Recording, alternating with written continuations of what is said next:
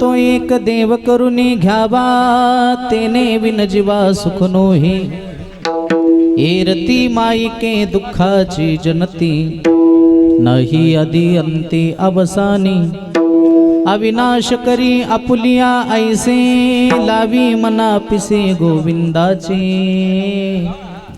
एरती माईके दुःखाची जनती नाही आदि अंती अवसानी तुका म्हणे का मरणेची सरे तुका म्हणे का मरणेची सरे उत्तमची उरे कीर्ती मागे एरती माईके दुःखाची जनती नाही आदि अंती अवसानी योंत प्रविश मम वाचमिमां प्रसुप्तां संजीवयत्यखिल शक्तिधर स्वधाम्ना अन्यंशहस्तचरण श्रवणत्वगादिं प्राणार्नमो भगवते पुरुषाय तुभ्यं पांडुरंगा करो प्रथम नमन पांडुरंगा करो प्रथम नमन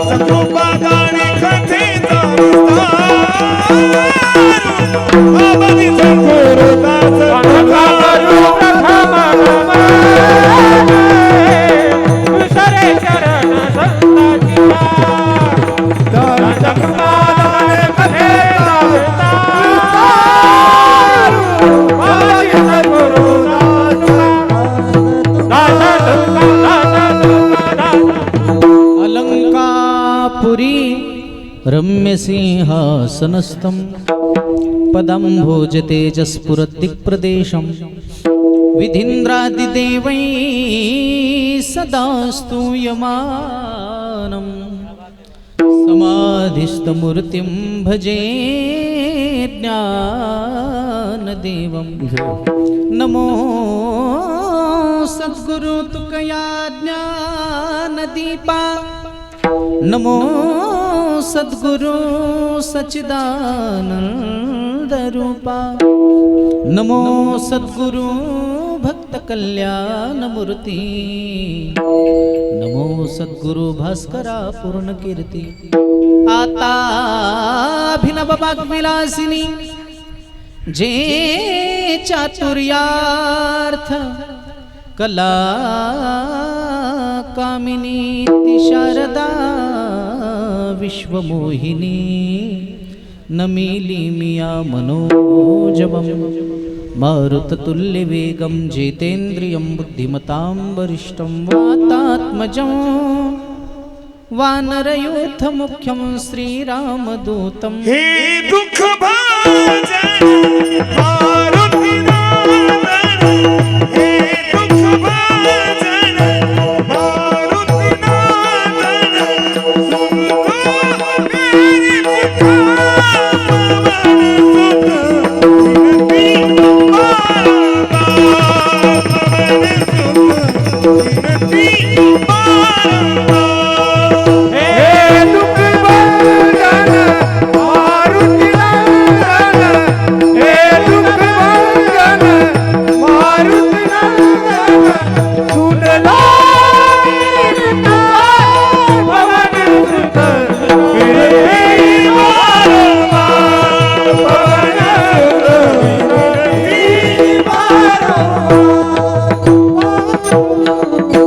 रामरायाच्या सेवका शरण आलो म्हणे तुका तया माझे दंडवत कपी कुळी हनुमंत आपुला तो एक देव करुणी घ्यावा तेने विन जीवा सुख नो हे रती मायके दुःखाची जनती नाही आदी अंती अवसानी. थोडं माईक लांब घ्या. प्राप्त प्रसंगी प्राप्त चिंतन रूपी सेवेकरता निवडलेला अभंग विश्वभूषण वैराग्य मूर्ती देहू निवासी पंचम वेद निर्माते जगत उद्धारक जगत वंदनीय जगद्गुरु तुकोबाराय यांचा हा 4 चरणाचा मानवी जीवनामध्ये जन्माला आल्याच्या नंतर खऱ्या सुखाचा पत्ता सांगणारा अभंग. विठाला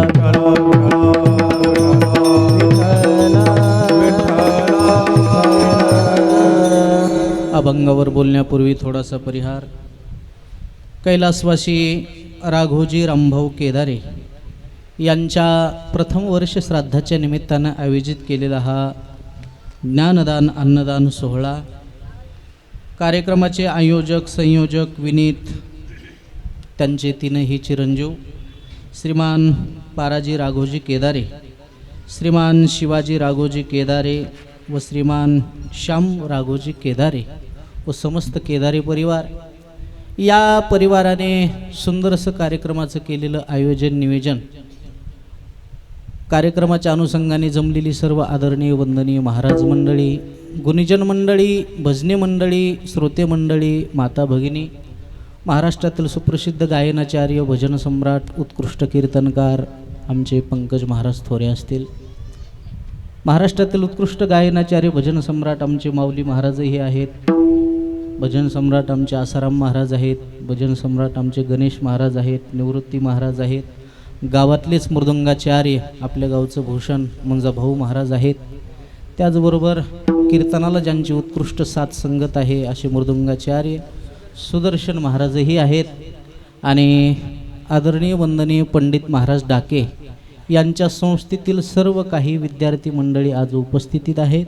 सर्वांचं वैयक्तिक नाव घेण्यापेक्षा मस्तक हे पायावरी या वारकरी संतांच्या गावातली सुंदर साऊंड सिस्टीम आहे, त्यांना सुद्धा धन्यवाद. विठाला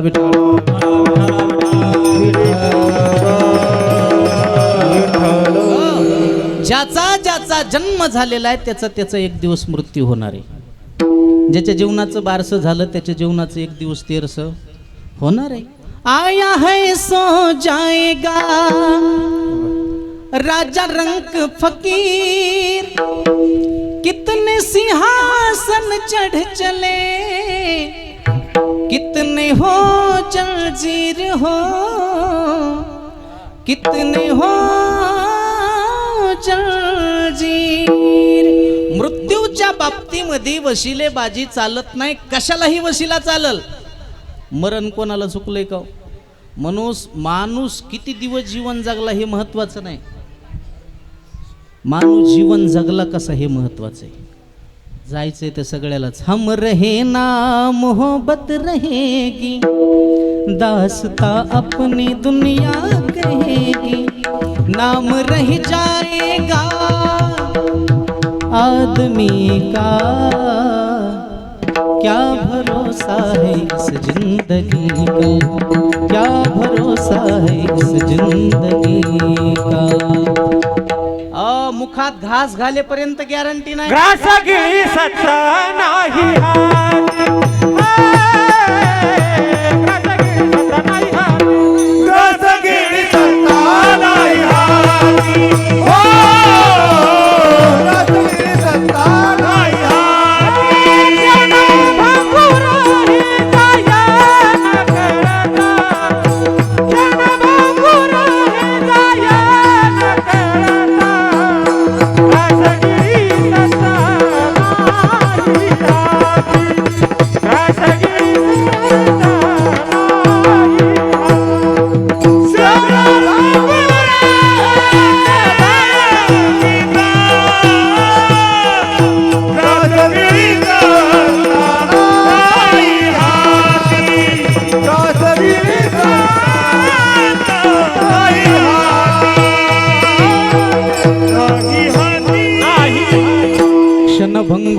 जाय न कळता आणि घ्रास गिळी सत्ता नाही हाती. महाराज म्हणले मुखात घास घालेपर्यंत गॅरंटी. कशाची गॅरंटी देता येईल? कशाची देता येईल? शरीराची गॅरंटी देता येते का? बल्ब विकत घ्यायला गेला तर दुकानदार म्हणतं 1 वर्षाची गॅरंटी. याची काय गॅरंटी? गाडीत बसून गावाला गेला तर गेला आणि वापस आला तर आला आणि जेवला तर याची गॅरंटीच देता येत नाही. पण मृत्यूच्या बाबतीमध्ये वशिलाय बाजी चालतच नाही. मग जगामध्ये कोणीही असू द्या,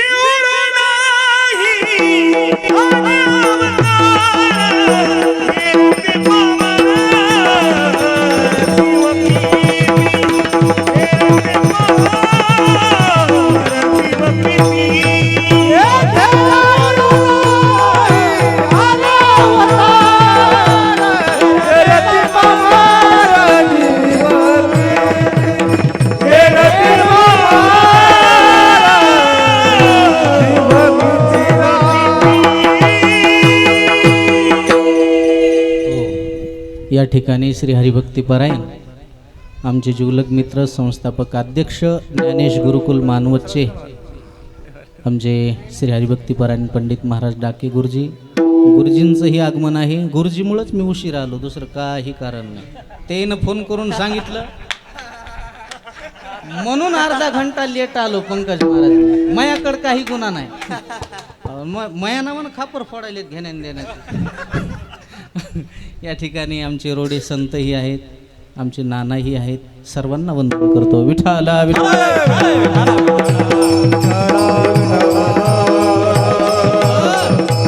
येथे नाही उरो आले अवतार, येरते पामर जीव किती. मृत्यूच्या बाबतीमध्ये वशिलेबाजी चालत नाही. अर्जुनासारखा वीर ज्याचा बाप होता, ब्रह्मांडाचा धनी भगवान श्रीकृष्ण ज्याचा मामा होता, त्या अभिमन्यूला सुद्धा मरण चुकवता आलं नाही. याच्या पलीकडे काय सांगू? अव जगन्माता सीताजीची सून आहे, ब्रह्मांडाचा धनी श्रीराम ज्याचा पुत्र आहे आणि देवाचा राजा इंद्र ज्याचा मित्र आहे, त्या राजा दशरथाला सुद्धा मरण चुकवता आलं नाही.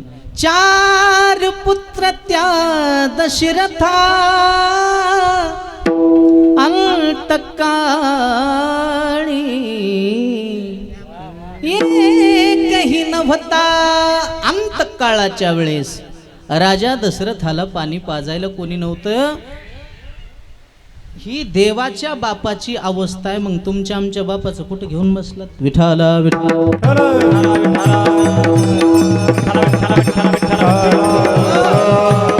म्हणून 2 गोष्टीला विसरायचं नाही.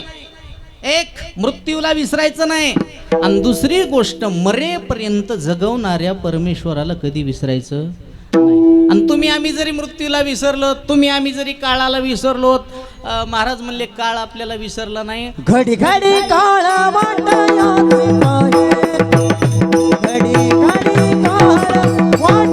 घडी घडी काळ वाटया घडी घडी काळ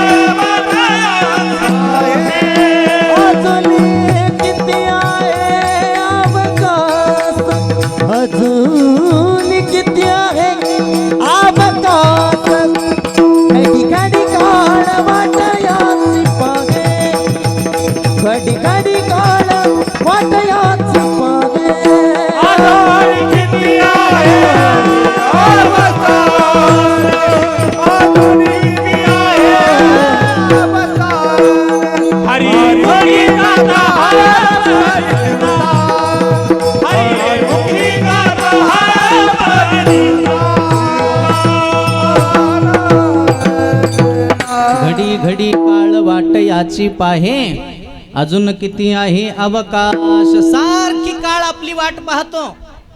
याचं किती शिल्लक राहिले, याचं किती शिल्लक राहिले. बँकेचा हप्ता तुम्ही आम्ही जरी भरायला विसरलो, बँकेचा साहेब आपल्याला विसरला नाही. त्या अगोदरच नोटीस पाठवते. 1 दिवसानं टेक्स्ट मेसेज मोबाईलवर येते, म्हणजे ते आपल्याला विसरला नाही. तसं म्हणले काळ सुद्धा विसरला नाही. काळाची बी नोटीस येते. तुम्ही म्हणता काळाची नोटीस कस काय येते? महाराजाचं प्रमाण आहे. महाराज म्हणले कानाजवळचा एक मृत्यूची या भेटी जवळ आली. मृत्यूची या भेटी मृत्यूची या भेटी जवळ आली. मृत्यूची या भेटी जवळ आली. जरा कर्णमुळी सांगू आली गोष्टी. मृत्यूची या भेटी जवळ आली. मृत्यूची या भेटी जवळ आली.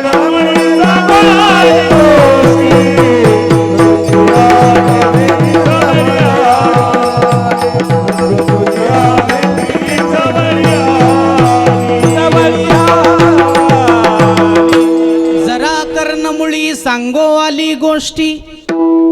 मृत्यूची ये भेटी जवळी आली. महाराज म्हणले कानाजवळचा एक केस पांढरा झाला की समजून चालायचं मृत्यूची नोटीस आली.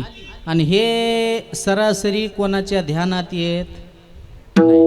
हे ध्यानात आलं रामायणामध्ये फक्त राजा दशरथाच्या. एक दिवशी दशरथानं स्नान केलं.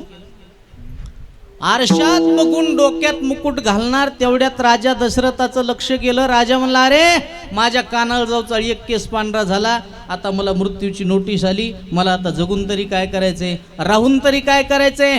त्याच दिवशी दशरथ राजा रामाच्या हातात राज्य द्यायला तयार झाला. कधी एक केस पांढरा झाल्याच्या आपला एक तरी काळा राहिलाय का? पांढरे झालेली माणसं काळे करायला लागली.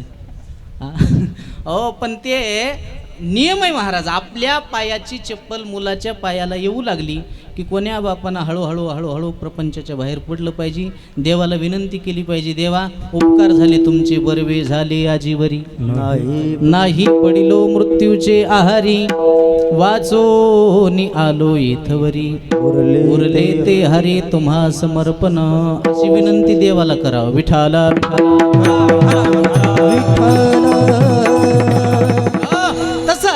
शास्त्र पुराण माणसाला असं सांगतंय, माणसाच्या मृत्यूचा कालावधी माणसाला आधीच कळत असते. तू म्हणता कसं काय? 6 महिन्यानं अगोदर मरण कळतंय. 6 महिन्यानं. तू म्हणता त्याचे काही लक्षण आहेत का? सांगतो, पण घाबरू नका. घाबरला तरी तुम्ही आम्ही काय राहणार नाहीत, एक दिवस जाणार आहे. राजा जन्मंजय, परीक्षितीचा मुलगा गुरुजी, राजा जन्मंजय. आणि त्या राजा जन्मंजयानं वैशंपायनाला विचारलं, महाराज मृत्यूचा कालावधी किती दिवसांना अगोदर कळतो? म्हणले, राजा मृत्यूचा कालावधी 6 महिन्यांना अगोदर माणसाला कळतो. म्हणले, त्याचे काही लक्षण आहेत का? त्याचे काही असेल ना काहीतरी अगोदर? म्हणले, आहेत ना लक्षणं. म्हणले, काय लक्षण आहेत? सांगतो राजा, ऐक. पहिलं लक्षण आहे, सकाळी सकाळी जर सूर्याचा उदय झाला, स्वच्छ आकाश आहे, तू जर पूर्व दिशेला जर निघालास तर नैसर्गिकरित्या तुझी सावली पश्चिम दिशेला पडत असते. पण ती सावली दक्षिण दिशेला पडलेली जर दिसली राजा, अशी विचित्र घटना ज्या दिवशी दिसली त्या दिवशीपासून समजून चालायचं 6 महिन्याला मृत्यू होणार. म्हणले, आणखीन काय लक्ष नाही? अरे सकाळी सकाळी आंघोळ करायला जर बसलास, बादल्याची बादल्या जरी डोक्यावरून पाणी घेतलं तरी 2 खांदे आणि मधला छातीचा भाग कोरडाची कोरडा राहतो. असं ज्या दिवशी तुला दिसलं त्या दिवशी समजून चालायचं 3 महिन्याला मृत्यू होणार. म्हणले, आणखीन काय लक्षण? उन्हाळ्याचे दिवस आहेत, तू जर गंगेच्या पात्रातून निघालास, स्वच्छ वाळवंट आहे, 1.5 फूट पाणी आहे, त्या पाण्यात डोकावून जर पाहिलं तर माणसाला माणसाचं प्रतिबिंब दिसतं राजा. पण सगळंच दिसतं रे, हात पाय छाती पोट सगळंच दिसतं. पण मुंडकच जर दिसत नसल तर समजून चालायचं 1 महिन्या मृत्यू आला. आता मला वाटायला उद्यापासून बरेच माणसं सावलीच बघतात काय की. आणि हे खोटं नाही, खोटं आहे काही. आणि खोटं जर असतं तर ज्ञानोबारायाचा अभंग खोटा झाला असता. ज्ञानोबारायाचा एक अभंग आहे. माऊली म्हणले, कानी घालून या बोट नाद जे पहावे, न दिसता जाणावे 9 दिवस. कानात बोट घाला, गुंग आवाज येते मोबाईलच्या ऑपरेशन सारखा. माऊली म्हणले, हे जर तुम्हाला नाही ऐकू आलं तर समजून चालायचं न दिसता जाणावे 9 दिवस. डोळा घालून या बोट चक्र जे पहावे, न दिसता जाणावे 7 दिवस, भोयाच्या गाठी न दिसता जाना. हे जे भोयाचे केस आहेत, ह्या भोयाच्या गाठी आहेत, त्या प्रत्येक माणसाला दिसतात. बघा तुम्ही दिसतात का नाही. आणि ज्या दिवशी भोयाचे केस आपल्याला दिसले नाहीत, त्या दिवशीपासून समजून चालायचं आयुष्याची गणना 5 दिवस, आयुष्याची गणना.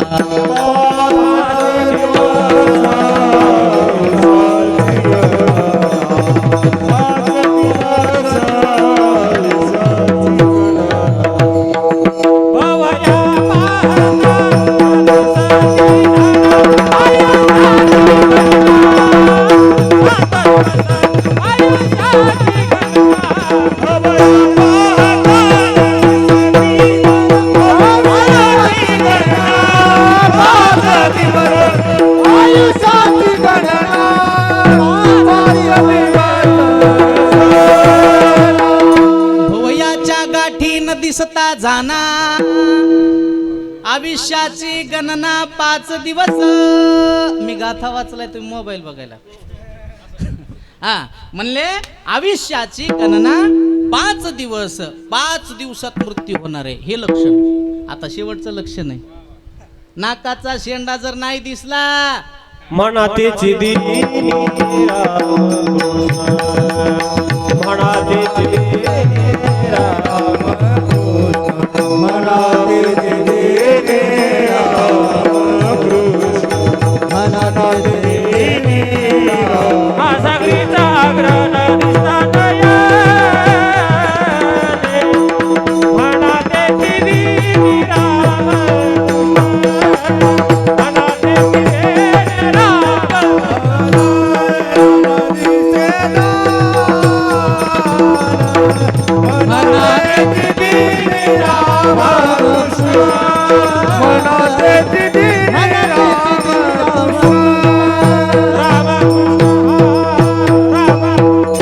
माऊली म्हणले नाकाचा शेंडा प्रत्येक माणसाला दिसतंय. ज्या दिवशी आपला नाकाचा शेंडा आपल्याला दिसला नाही, त्या दिवशी समजून चालायचं उद्या सकाळी नेहरी करायला आपण राहणार नाही. नासागरीचे आग्र न दिसता नयनी, आणि म्हणा तेची दिनी रामकृष्ण. ज्ञानदेव म्हणे हे साधूचे लक्षण, अंतकाळी आपण जाणावेगी. हे ज्ञानोबरायानं साधू संतांना सांगितलंय, म्हणून हे थोतांड अजिबात नाही. विठाला विठाला.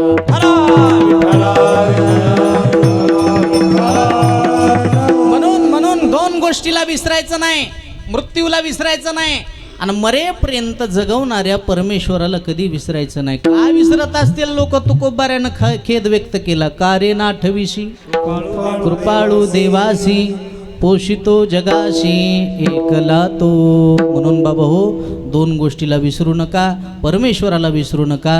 आणि आपल्याला एक दिवस मरायचंय. रोज सूर्य उदय झाला की समजून चालायचं 1 दिवस आपलं आयुष्य कमी झालं. विठाला.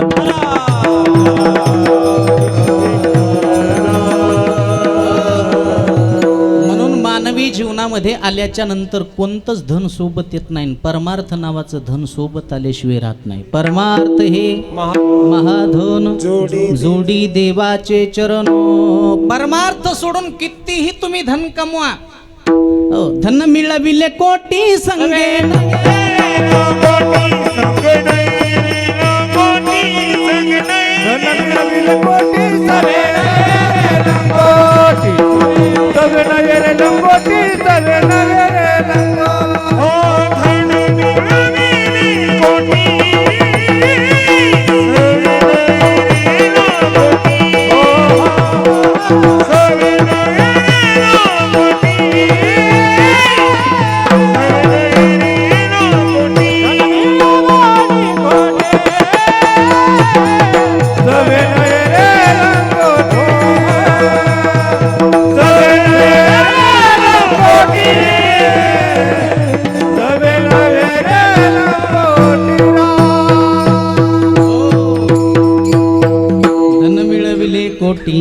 संगे नये रे लंगोटी. ज्याच्या करता तुम्ही कमवून ठेवतात, मला वाटते मागची बी माणसं उपकार मानित नाहीत. 60 वनी मरे धन लावी पोरा, 60 वनी मरे धन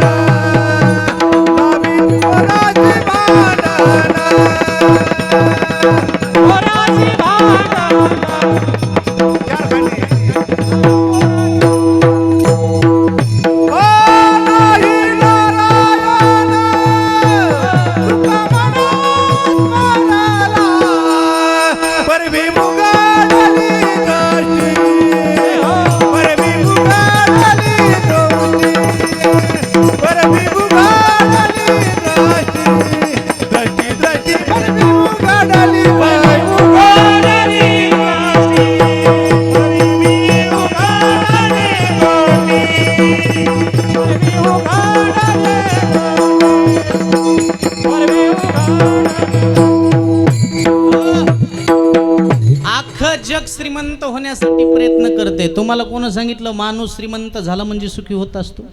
सुखाचा आणि श्रीमंतीचा सुतराम संबंध नाही. आज ते माणसं जास्त दुःखी आहे ज्याच्याकडे जास्त पैसा आहे. संध्याकाळी झोप येत नाही हो, झोपेची गोळी खावा लागती.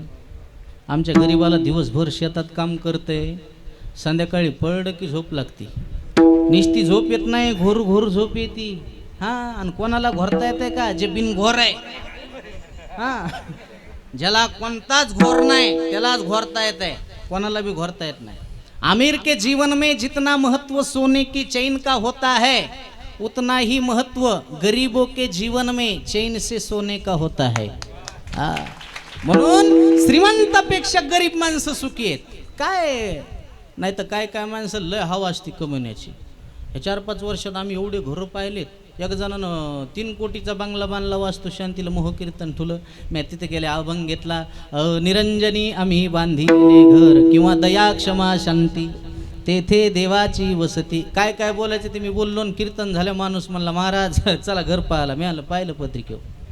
नाही नाही, पाय आमच्या घराला लागू द्या राव, जरासं बरं होईन. मी आणलं, माया पायानं मोज घर फिटणं. चला म्हणलं, एखाद्याची इच्छा असते. आता घरात नेऊन बसल्या, बुका लावा, दक्षिणा द्यावा. ते म्हणलं, घर कसं काय? मला छान आहे. काय घ्यायचं का द्यायचं आपल्याला? छान आहे. आता तरी बुका लावा. दुसऱ्या मधल्यात नेलं. मला घर कसं काय? मला सुंदर आहे. आता तरी लावा. तिसऱ्या मधल्यात नेलं. घर कसं काय? मला उत्तम. उत्तम, छान, सुंदर हे अर्थ एकच. पुन्हा म्हणलं, घर कसं काय? मी म्हणलं, मामा तुमच्या घरात 2 चूक आहेत. ते म्हणला, मिस्त्रीचे हात कापीन. मी म्हणलं, तुमचे कापले तरी दुरुस्त होत नाही. काय चूक आहे? मी आणलं, पहिली चूक घर पडणार आहे. काय बोलायला लागली महाराज? परसभर पाया खाल्ला. मी आणलं, 5 परस खांदा, घर पडणार. मला कसं पडान? मी आणलं, किलारीसारखा भूकंप झाल्या. हो राव म्हणला. म्हणला, दुसरी चूक? मी आणलं, दुसरी चूक, घर जर नाही पडलं तर तुम्हाला घराच्या बाहेर काढणार आहे. कोण काढीन? मी आणलं, तुमचेच पोरं. काय ताकद आहे पठ्याला बाहेर काढायची? मी आणलं, मी आल्यावर काय मधात फुकणार आहेत का? बाहेर न्यावत लागन ना. उड जाएगा एक दिन पंछी रहेगा पिंजरा खाली, तुला हिफाजत कर ले, तुला करे रखवाली, लाख हिफाजत कर ले, तुला करे रखवाली. उड़ जाएगा एक दिन पंछी रहेगा पिंजरा खाली, पिंजरा खाली, पिंजरा खाली, पिंजरा खाली, पिंजरा खाली, पिंजरा खाली. आता घरी जाताना म्हणीतच जायचं, पिंजरा किती लाबाड्या करियाड्या पिंजरा, किती शेजाऱ्याचा धुरा कुरकुर जमीन वाढव पिंजरा, किती दुधात पाणी टाकू टाकू एक काय टाकायचंय तो तुला पिंजरा. हा खालीच होणार आहे. काय संग येणार आहे? विठाला विठाला विठाला, विठाला, विठाला. म्हणून सोबत येणार धन म्हणजे कोणता असेल तर ते म्हणजे परमार्थ नावाचं धन आहे. म्हणून एक साधक तुकोबारायकडे गेला. महाराज अनेक प्रयत्न केले. महाराज एका झाडाखाली बसलेले आहेत. तुकोबारायचं भजन सुरू आहे. वृक्षवल्ली आम्हा सोयरी वनचरी, वृक्षवल्ली आम्हा सोयरी वनचरी, पक्षी सुस्वरे आळवीती, वृक्षवल्ली आम्हा सोयरी वनचरी, वृक्षवल्ली आम्हा सोयरी वनचरी. महाराजाचं भजन सुरू आहे. साधक महाराजापाशी गेला. महाराज अनेक प्रयत्न केले, संसारामध्ये सुख नाही. म्हणले, संसारात सुख नाही प्रमाण सगळ्याला पाठ आहे. दुःख बांधवडी संसार दुःख मूळ, चहूकडे इंगळ. मग म्हणले, आता मला सुखी व्हायचंय. तुकोबाराय म्हणले, एकच काम कर. जेवढं संसारावर प्रेम करतोस का तेवढंच प्रेम जर देवावर केलं तर देव असा पुढंच उभा राहील. म्हणून एकच काम कर. आतापर्यंत तू जीवन खर्च केलं संसाराला आपलंसं करण्यासाठी, आता देवाला आपलंसं कर. आपुला तो एक देव करुणी गावा, आपुला तो एक देव करुणी गावा, आपुला तो एक देव करुणी गावा, आपुला तो एक देव करुणी गावा, आपुला तो एक देव करुणी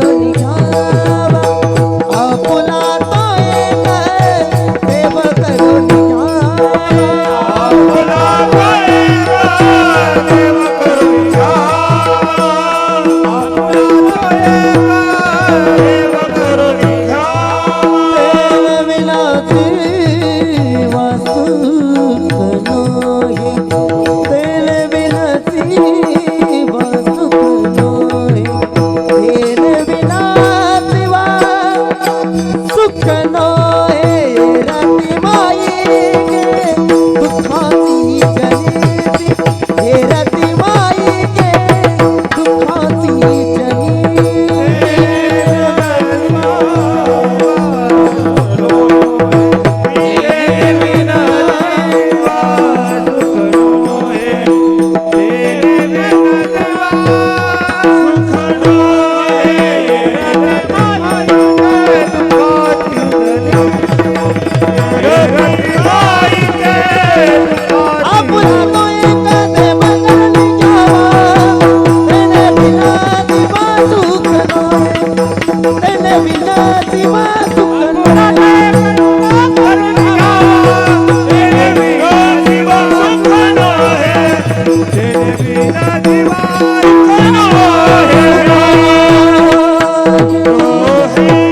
आपुला तो एक देव करुणी घ्यावा तेने विन जीवा सुख नोहे सुख म्हणजे देव आणि देव म्हणजे सुख आहे सर्व सुखाचे आगर बाप रखुमा देवीवर सुख रूप ऐसे दुजा कोण सांगा माझ्या पांडुरंगा सारिखा तो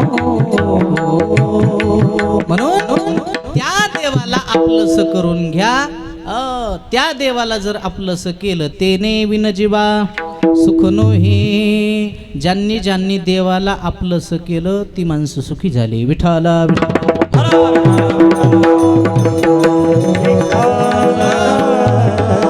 संसारी आली एक सुख आहे संसारी आली एक सुख आहे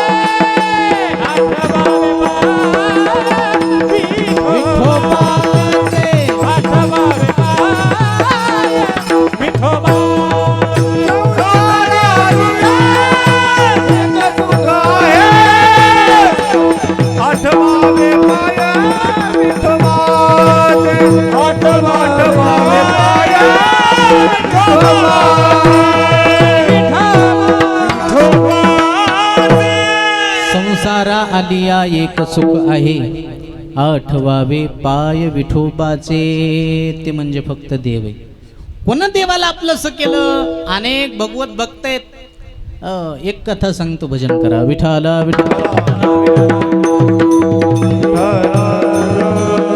जगानं निंदा केली काही भगवत भक्ताची पण त्यांनी साधना जीवनामध्ये सोडली नाही देवाला आपलंस केलं त्याच्यामध्ये मेवाड प्रांतात एकले भक्त होती रजपुताची कन्या राजाची कन्या तिचं नाव आहे मीराबाई जगानं निंदा केली मीराबाईची पण भक्ती जीवनामध्ये सोडली नाही राजाची मुलगी आहे राजाची जवळच एक भगवान श्रीकृष्णाचं मंदिर आणि त्या मंदिरामध्ये राजा दररोज दर्शना करता जायचा 4-5 वर्षाची मीराबाई सोबत आहे राजानं दर्शन घेतलं की त्या मीराबाईनं दर्शन घ्यायचं नवल वाटायचं राजाला काय संस्कार आहेत माझ्या मुलीवर काय माझी मुलगी गुणवान आहे कौतुक वाटायचं मला वाटतं संस्कार बी लेकरायला लहानपणीच लागत असतील एकदा का वय निघून गेलं पुन्हा संस्कार लागत नाहीत आता हे आमचे पंडित गुरुजीच्या संस्थेतील सर्व विद्यार्थी छोटे छोटे छोटे छोटे बघा ना मला वाटतंय कालांतराने यायला भजन येईल नाही येईल हे मी नाही सांगत पण संस्थेत टाकल्यामुळं आयुष्यभर हे दारू तर पिणार नाहीत ना आयुष्यभर हे कोणतं व्यसन करू शकणार नाहीत माय कोणाला म्हणायचं बाप कोणाला म्हणायचं मायबापाची काय किंमत असती हे जीवनात त्याला कळाल्याशिवाय राहणार नाही आणि मला वाटतंय सध्याच्या काळातल्या पोरायला एवढं जरी कळालं तरी त्या बापानं समजायचं मी भरपूर कमीलं विठाला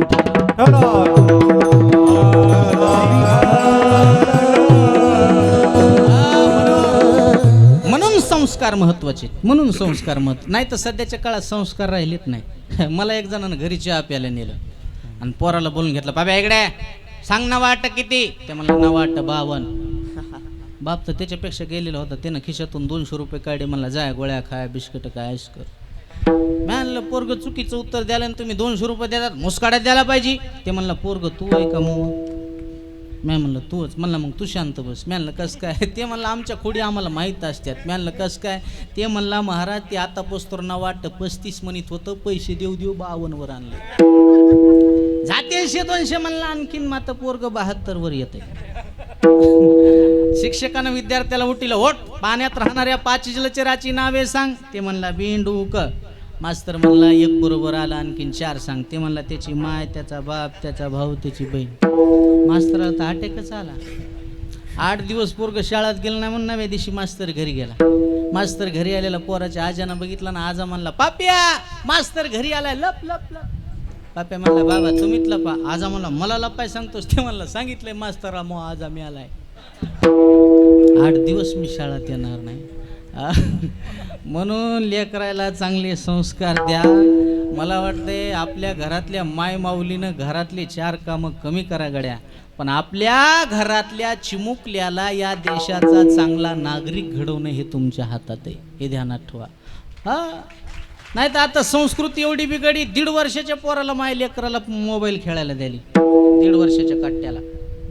त्याला जर म्हणलं ना त्याच्या आईला, आई असं लेकराला मोबाईल देऊ नये, ती म्हणती महाराज तो ऐकत नाही हो माझं, मला ऐकत नाही. 40 वर्षाचा नवरा तू ऐकायला आणि 1.5 वर्षाचा कट्टो तू ऐकणं होय. काय त्यानं त्याग केला तुझ्यासाठी? भावा बहिणीचा त्याग केला, मायबापाचा त्याग केला. लग्नाच्या आधी वाघ होता वाघ, तू बिबट्या केलंस.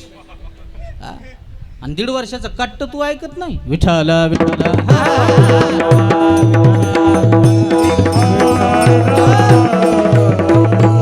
संस्कार लावणं हे प्रत्येक आईचं कर्तव्य आहे. तुमच्या हातात आहे आपले लेकरू कसं घडवायचं. म्हणून ज्या ज्या या देशातल्या माता होऊन गेल्यात ना, त्याच्यामध्ये जिजाबाई साहेब असतील, जेवढे जेवढे महापुरुष असतील, त्यांच्या आईनं त्यांना गर्भातच संस्कार लावले.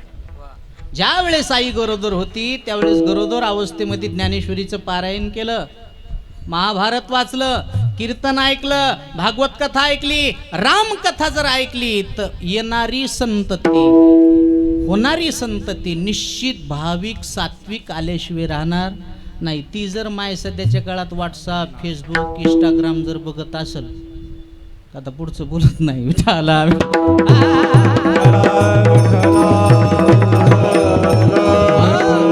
ऐका ऐका, मीराबाईवर संस्कार होते, बापाचे संस्कार आहेत, आईचे चांगले संस्कार आहेत. राजानं दर्शन घेतलं की त्या मीराबाईनं दर्शन घेतलं, कौतुक वाटलं हो राजाला, काय संस्कार आहेत माझ्या मुलीवर. राजानं देवाच्या मूर्तीकडे तोंड केलं. राजाच्या मुखातून एक वाक्य बाहेर पडलं, म्हणे देवाईचा करावा सांभाळ, हसे ते वेल्हाळ मीराबाई, हसे ते वेल्हाळ मीराबाई. देवा माझ्या मुलीचा अंगीकार करा, माझ्या मुलीचा स्वीकार करा. हे शब्द मीराबाईनं ऐकले आणि मीराबाईला वाटलं माझ्या बापानं आता माझं कन्यादानच केलं. आणि खरं सांगू का, जगात सगळ्यात मोठं पुण्य जर कोणतं असेल तर ते कन्यादानाचं आहे. मी नाही सांगत, तू खूप बराय सांगते.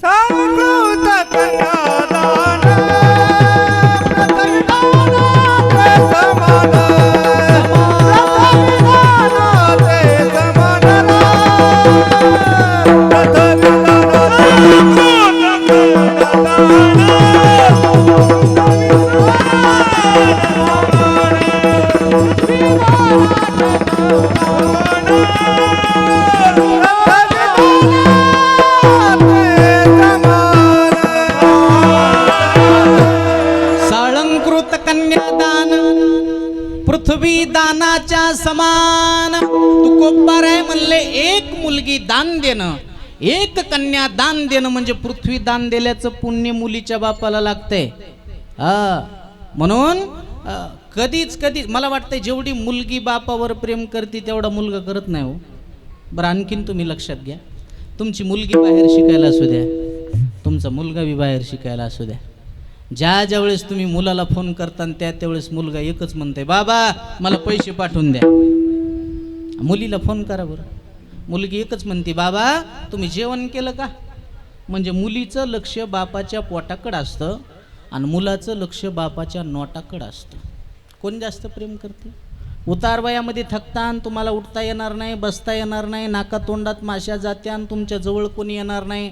पण शपथ घेऊन सांगतो, मुलगी जर असेल तर तीच मुलगी स्वतःचं घरदार संसार सोडून आपल्या मायबापाची सेवा करायला आल्याशिवाय राहणार नाही. त्याला मुलगी म्हणतात, त्याला मुलगी.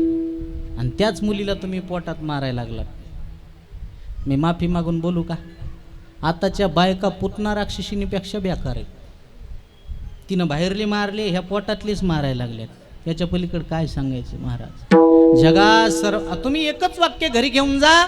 तुम्ही ज्या वेळेस तुमच्या आईच्या पोटात होता त्यावेळेस तुम्ही मुलगीच होतात. तुमच्या आईनं जर हा आभूषण करण्याचा निर्धार घेतला असता तर तुम्ही आज या मंडपात दिसला नसतात. हे उपकार तुमच्या आईचे ते ध्यानात ठेवा. विठाला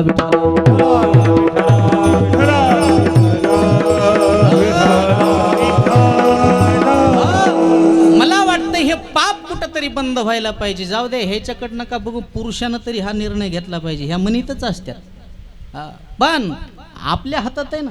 अरे गर्भात आलेली मुलगी, गर्भातली मुलगी माईला प्रार्थना करते, आई जगात तू सोडून मला कोणीच नाही. सांग ना आई मला कोण वाचवणार, तुझ्या विना जन्मासी मला कोण घालणार, दुनियेचा रंग मला कोण दाबणार, तुझ्या विना जन्मासी मला कोण घालणार. अरे गर्भातली मुलगी आईला म्हणते, आई तू जर मला जन्माला घातलंस तर मी काय करीन सांगू का? 9 महिने नव दिवसांनी होईल मी मोठी, शिकून शिकून मारील भरारी, पाखरी होऊन शाळेतून आल्यावरी काम करणार, तुझ्या विना जन्मासी मला कोण घालणार. आई सांगता आणखीन काय करील? राखी पौर्णिमेचा येईल दसन माझ्या ग दादाला, राख्या बांधीन दोन दोन, कुंकवाचा टिळा कपाळी लावला, तुझ्या विना जन्मासी मला कोण घालणार. जास्त दिवस नको सांभाळू, 18-19 वर्ष सांभाळ. ज्या दिवशी माझं लग्न होईल मी घर सोडून दुसरीकडे निघून जाईल. होईल मी जेव्हा राजाची घराणी, गाडू नको आई डोळ्यातलं पाणी, जाईन दूर दूर बाबा रडणार, जाईन दूर दूर आई रडणार, तुझ्या विना जन्मासी मला कोण घालणार, तुझ्या विना जन्मासी मला कोण घालणार. विठाला विठाला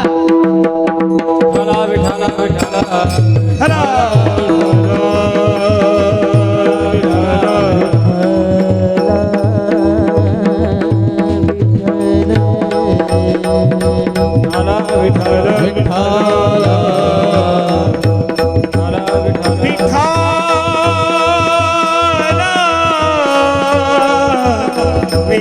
विठाला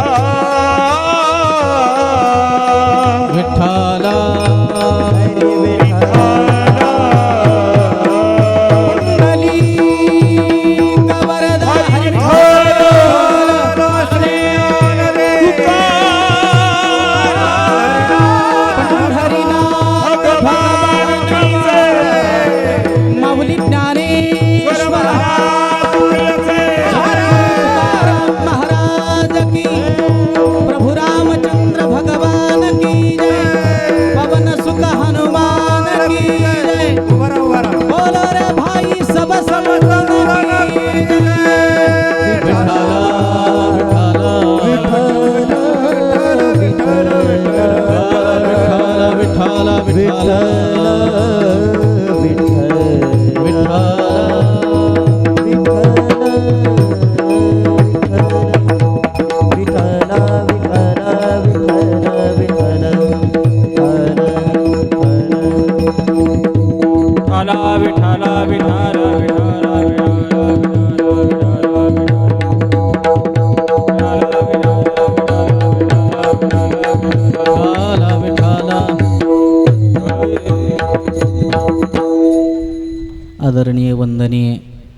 प्रातस्मरणीय अनंत विभूषित श्री श्री महामंडलेश्वर 1008 आपलं सर्वांचं श्रद्धास्थान गुरुवर्य मनीषानंद पुरीजी अर्थातच स्वामीजींचं आगमन आपल्या मंडपात झालेले. एकदा जोरदार टाळी वाजवा.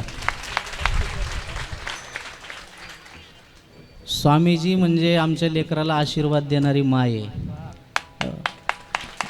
जय आम्हाला सर्वात मोठा आदर किंवा आधार ह्या माईचा आहे, दुसरं कोणाचंच नाही. विठाला विठाला.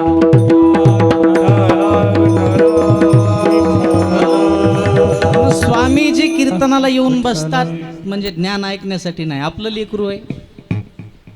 वेडे वाकुडे लेकुराचे बोल करीती नवल माय बाप. आपलं लेकरू कसं का बोलणं, मायबापाला आनंद वाटत असते, तसं आपल्या लेकराचं कौतुक व्हावं म्हणून स्वामीजी आमच्यासारख्याच्या कीर्तनात येतात. विठाला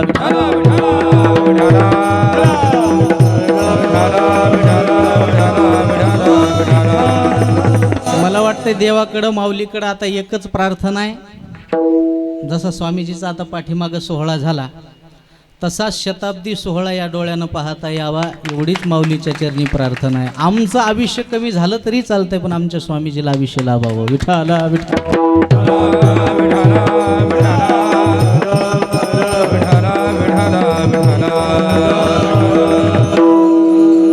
देवाला आपलंसं कसं केलं मीराबाई सांगू लागलो तुम्हाला.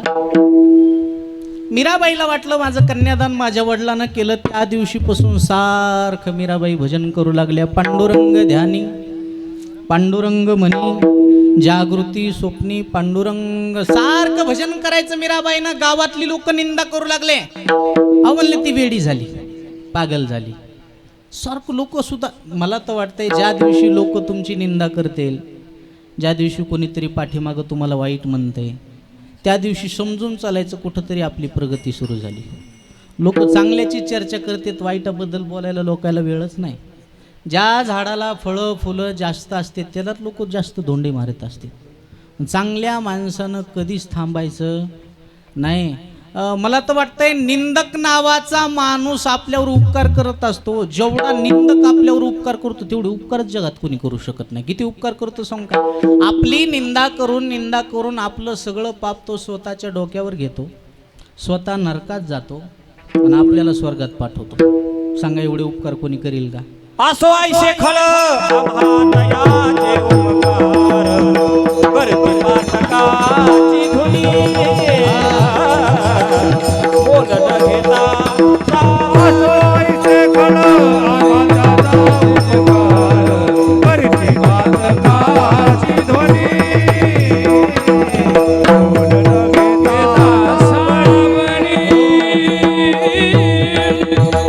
असो ऐसे खळ फार आम्हा दयाचे उपकार करीती पातकाची धुनी अनमोल न घेता साबणी. म्हणून ऐका, म्हणून महाराज म्हणले काय की निंदकाचे घर असावे महाराष्ट्रात. बरोबर आहे का. जिल्ह्यात तालुक्यात गावात सुद्धा नाही असावे, एवढा मोठा फायदा आहे. विठाला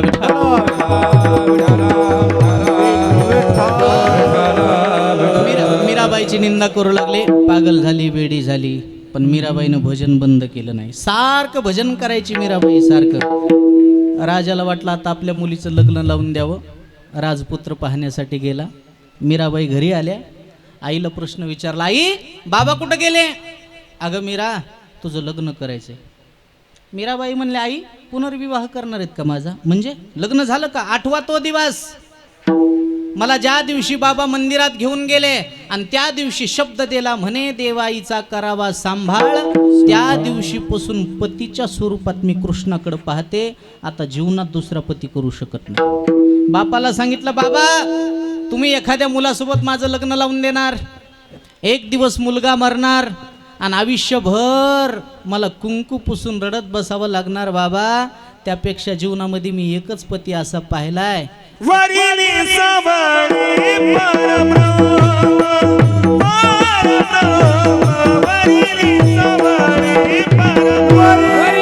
सावळे परब्रह्म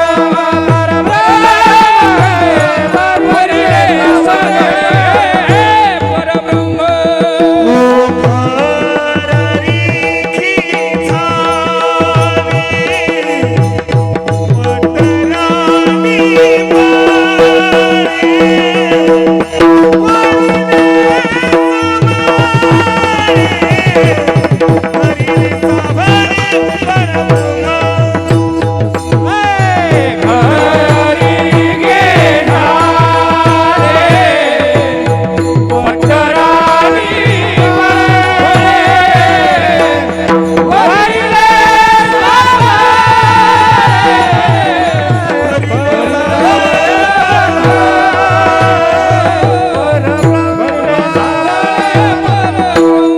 घररिगे झाले पट्टराने बळे आणि वरिले सावळे परब्रह्म. कोणासोबत लग्न करणार आहेत बाबा? ऐसे पर को क्यों परू जो जन्मे और मर जाए,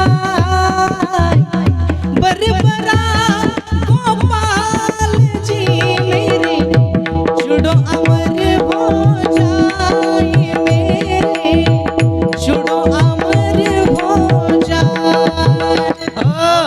असा पती पाहिलाय बाबा, त्याच्यासोबत लग्न केल्याच्या नंतर जन्मायची गरज नाही आणि मला मरायची गरज नाही.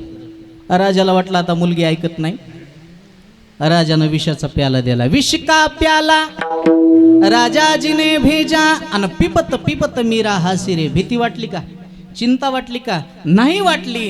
पण एका गोष्टीचं दुःख झालं, ज्या बापानं लहानाचं मोठं केलं तोच बाप आज मला मारून टाकायला निघाला. डोळ्यात पाणी आलं आणि भगवान श्रीकृष्णानं विचारलं, मीरा रडतीस तू? काय हे तेरी आँखियों में पानी, काय है तेरी आँखियों में पानी, प्रेम दीवानी मेरा कृष्ण दीवानी, प्रेम दीवानी मेरा कृष्ण दीवानी, दीवानी दीवानी दीवानी हो मेरा प्रेम दीवानी, हो मेरा कृष्ण दीवानी, हो मेरा प्रेम दीवानी, हो मेरा कृष्ण दीवानी. सबके लिए मैं मुरली बजाऊं, नाच नाच सारे जग को नचाऊं. सिर्फ राधा नहीं है मेरी रानी, राधा नहीं है मेरी रानी. प्रेम दीवानी मेरा कृष्ण दीवानी, प्रेम दीवानी मेरा कृष्ण दीवानी. गट गट गट विष प्राशन केलं, पण परिणाम मीराबाईवर नाही झाला. समोरची जी देवाची मूर्ती होती नाही बाधा झाली. तयाची ते वेळी मूर्ती झाली काळी.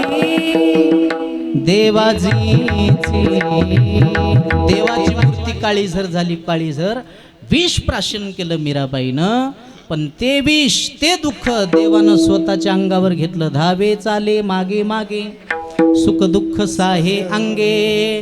का? कारण तिनं देवाला आपलंसं केलं होतं. म्हणून महाराज म्हणले, आपुला तो एक देव करुणी घ्यावा, एक देव करुणी घ्यावा. मग बाकीचे देव कसे आहेत? काही झालेले आहेत, केलेले आहेत. आता बाकीच्या देवाकडे झाला वेळ नाही आपल्याला, पण एक जो आहे तो आपला पांडुरंग परमात्मा. हो, तेने विन जीवा सुख नो हे. मग देव सोडून बाकीच्या गोष्टी कशा आहेत? हे रती माई गे, हे रती माई गे, हे रती माई गे, दुःखाची जनिती. हे रती माई गे, हे रती माई गे, हे रती माई गे, दुःखाची जनिती.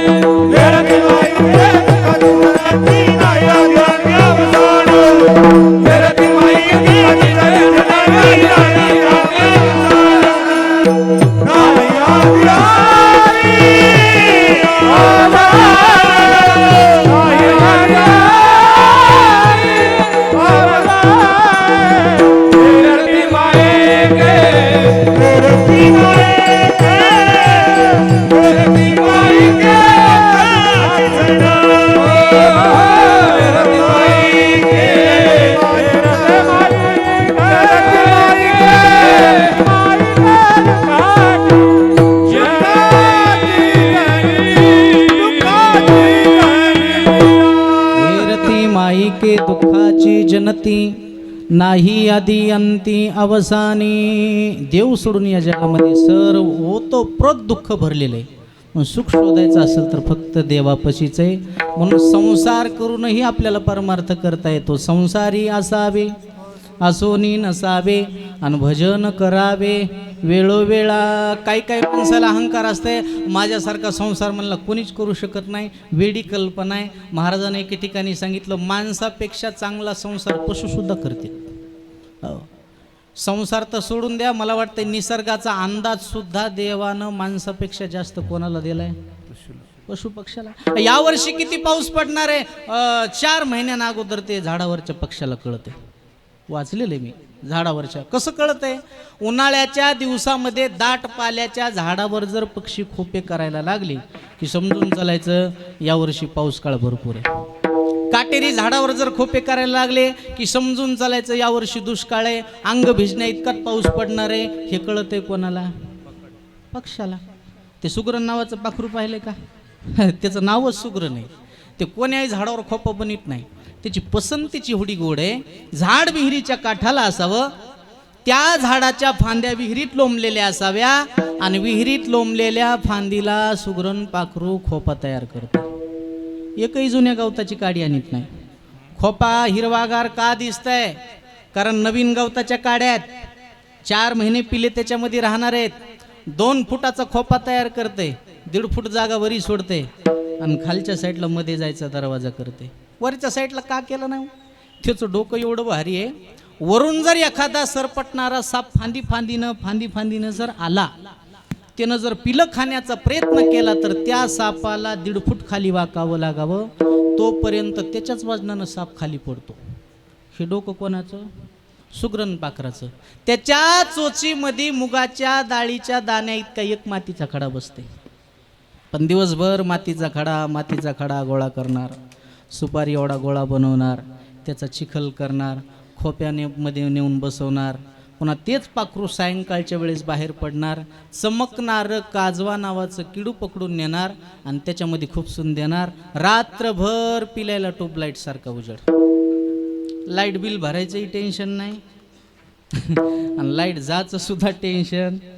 खरं सांगा, एवढा संसार माणसाला करता येतंय का? म्हणून बहिणाबाई म्हणल्या, खोप्यामध्ये खोपा सुगरणीचा चांगला, देखा पिलासाठी तिने खोपा झाडाले टांगला. पिलने झाले खोप्यात जसा झुलता बंगला, तिचा पिलावरी जीव झाडाले टांगला. खोप्यामध्ये खोपा सुगरणीचा चांगला, देखा पिलासाठी तिने खोपा झाडाले टांगला. हे पक्षाचा संसार आहे. पक्षाचा संसार पाहिल्याच्या नंतर मला वाटते कोणच म्हणून आपण लय चांगला संसार करतो. विठाला विठाला.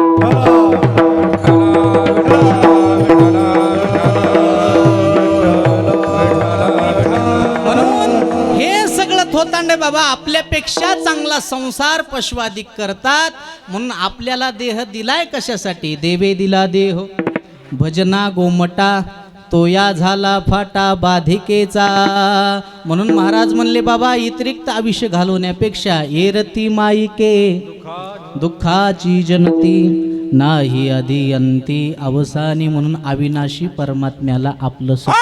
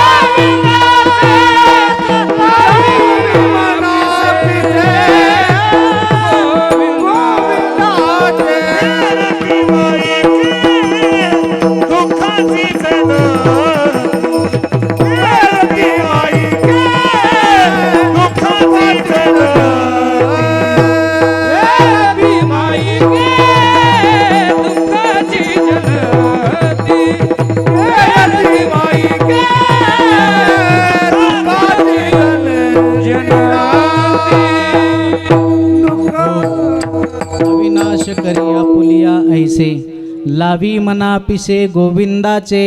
आणि अशा पद्धतीनं जर जीवन जगला तर तुका म्हणे एका मरणेची सरे आणि उत्तमची उरे कीर्ती मागे रती माईके दुःखाची जनती नाही अदियंती अवसानी विठोबार कुमारी. विठोबा